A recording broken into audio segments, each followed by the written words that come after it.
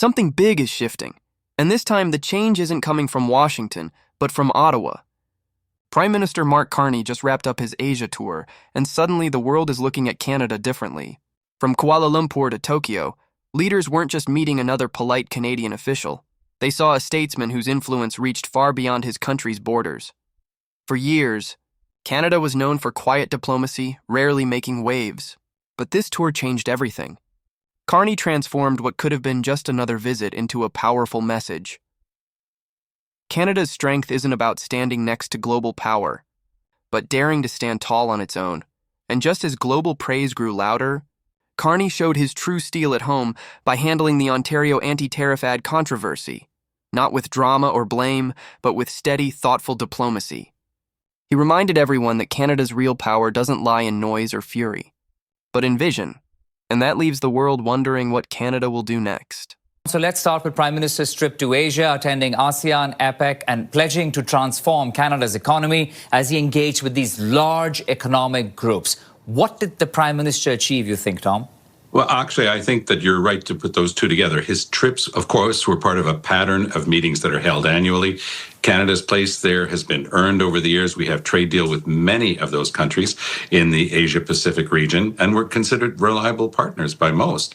And at the same time, Carney is trying to signal to the Americans that we have other options around the world. I think that Canada is starting to realize that overall we made a mistake in putting ourselves in lockstep with the Americans. You put all your eggs in one basket, and then you have a Trump who just decides to throw the basket on the floor, then you're in trouble. And that's where we are right now. So I think that Carney is showing the depth of his connection around the world, his experience, the respect that people have for him.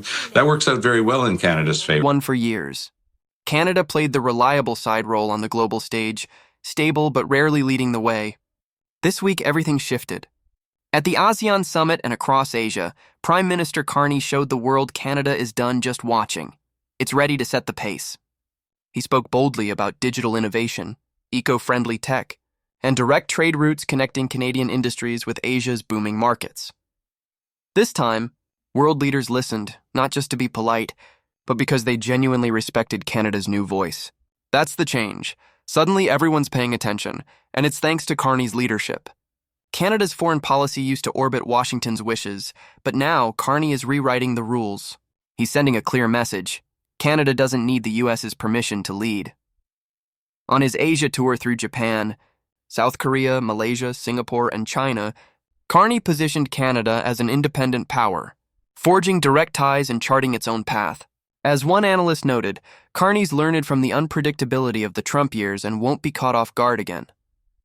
And the trip made one thing clear: Canada's days of relying only on Washington, they're over, and what comes next is anyone's guess. Also signaling to the Americans that we're going to get closer to China. Now, I think that one of the first things that will happen is that Canada will start lifting the ridiculous 100% tariffs on Chinese electric vehicles.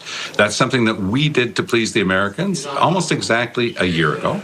And the Americans were putting 100% tariffs to try to squeeze the Chinese out of the electric vehicle market.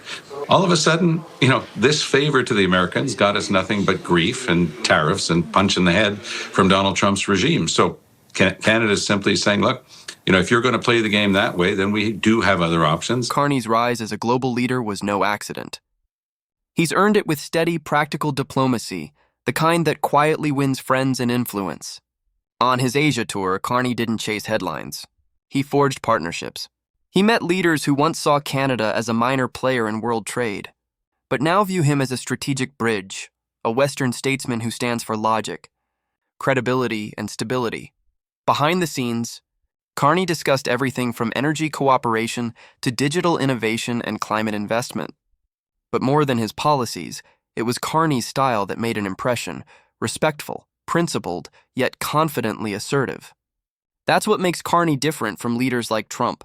While Trump tries to control the room, Carney earns its trust. Just as his achievements were celebrated abroad, shocking news broke back home, a headline that caught both Ottawa and Washington off guard. Mark Carney personally apologized to Donald Trump for Ontario's anti-tariff ad, which had mocked U.S. policy and heightened tensions.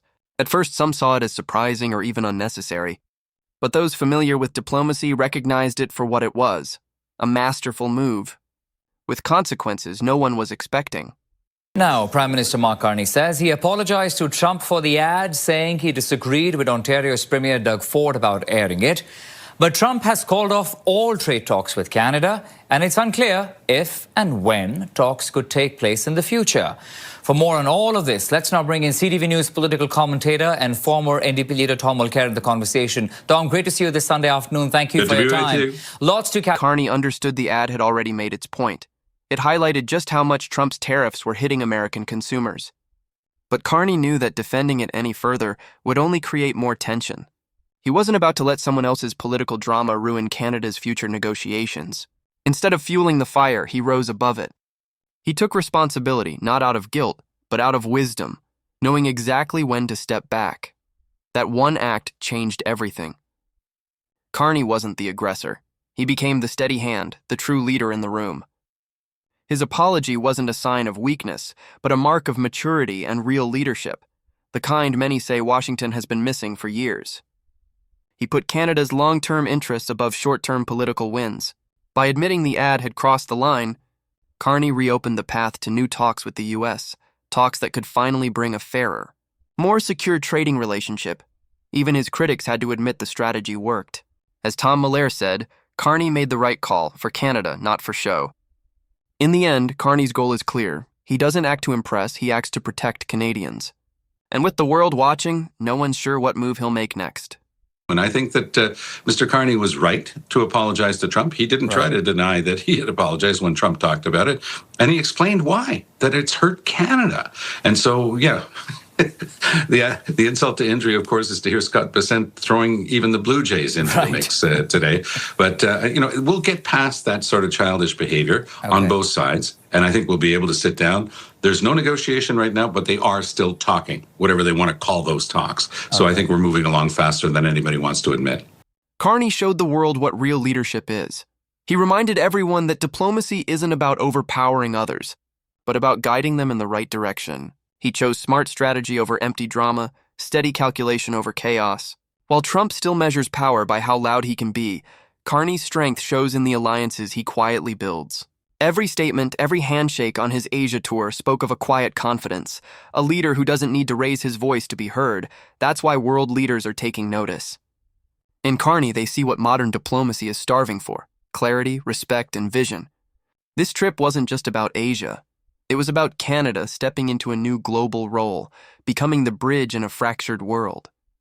And as Carney positions Canada between giants, never bowing to one or the other, the world waits to see how far this new approach will go.